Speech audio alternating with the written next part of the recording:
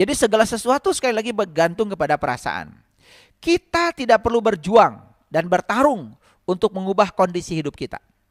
Karena banyak kan yang ingin mengubah kondisi hidupnya harus bekerja keras, harus berjuang, harus bertarung. Bahkan, mohon maaf ya, kadang-kadang kita melakukan tindakan-tindakan yang di luar normatif demi untuk meraih yang kita inginkan.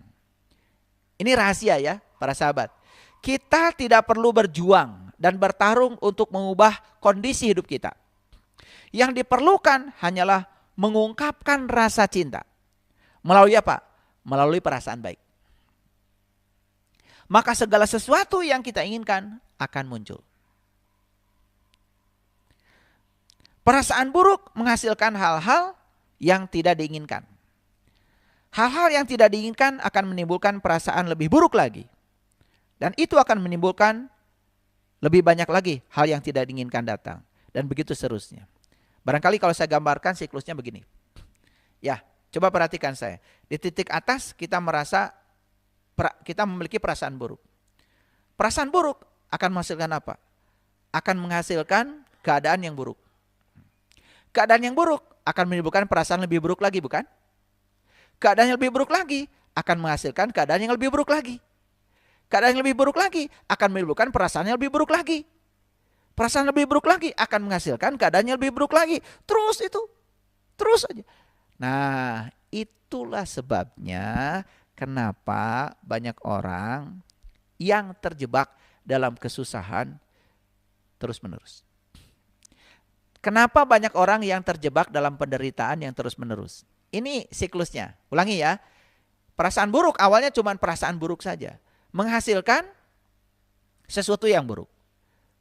Nah, sesuatu yang buruk kan akan menghasilkan perasaan lebih buruk lagi. Yang lebih buruk akan menghasilkan keadaan yang lebih buruk lagi. Keadaan lebih buruk lagi akan menghasilkan perasaan lebih buruk lagi. Coba bayangkan. Begitu seseorang itu mengalami siklus yang semacam itu, maka dia tidak pernah keluar dari kesusahan dan penderitaan. Apalagi tidak mau bangkit dari situ. Udah mencapai titik terendah pun tidak bisa mengubah keadaan dia. Karena dia tidak sadar bahwa sebetulnya titik terendah itu ya yang dia capai. Itu hasil undangan dia sendiri. Lalu kemudian mohon maaf kadang-kadang menyalahkan pihak lain. Misalnya menyalahkan Tuhan. Karena Tuhan yang menginginkan saya seperti ini. Masa iya? Tuhan yang maha cinta, yang maha pengasih, maha penyayang. Kemudian menginginkan keadaan kita seperti itu. Jadi sebetulnya keadaan itu adalah kondisi kita sendiri yang menciptakan. Nah, saya juga baru paham. Kenapa setiap ada kata-kata celaka selalu ada kholidina fiha.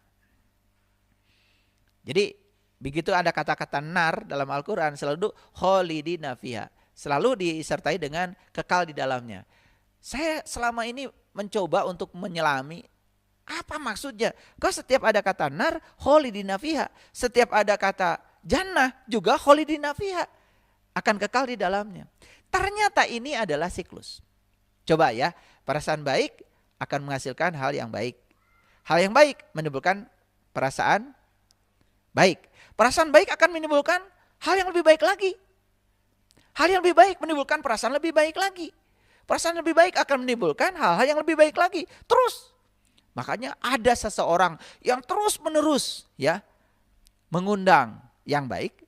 Ada seseorang yang dalam hidupnya terus menerus mengundang yang buruk. Nah itulah kenapa ada kata-kata nar kholidina fiha. Ada kata-kata jannah kholidina fiha. Karena apa? Ya, karena itu bersiklus. Bersiklus. Bisa dipahami ya para sahabat. Nah inilah bahayanya ya. Bahayanya kalau kita tidak segera sekarang mengubah perasaan kita. Makanya saya bilang tadi, pikiran, kata-kata itu tidak punya daya apapun.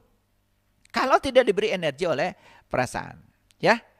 Nah ini siklus ini sudah bagian akhir dari kajian kita. Oleh karena itu jangan sampai kita terjebak dalam siklus perasaan buruk. Lalu mengundang hal-hal buruk.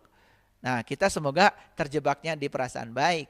Lalu mengundang hal-hal baik. Maka kita harus membesarkan volume itu ya. Ada 3 tadi cara membesarkan volume perasaan baik. 1 ya kita kuasai ya perasaan itu.